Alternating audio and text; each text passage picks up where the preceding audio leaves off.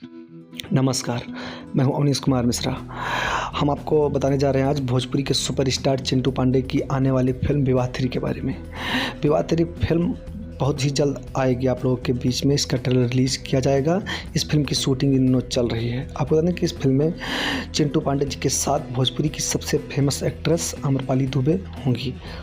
जैसा कि आपको पता ही होगा कि विवाह 1, विवाह 2 और अब विवाह 3 की बारी है। दोनों फिल्मों ने काफ़ी अच्छा काम किया है, सिनेमा हॉल में काफ़ी अच्छा दाम कमाया है और यूट्यूब पर भी लॉन्च होकर काफ़ी अच्छी इनकम की है इस फिल्म में। तो प्रोड्यूसर ने सोचा कि इस फिल्म को क्यों ना और आगे बढ़ाया जाए, इस फिल्म की सीरीज़ को और आगे बढ़ाया जाए।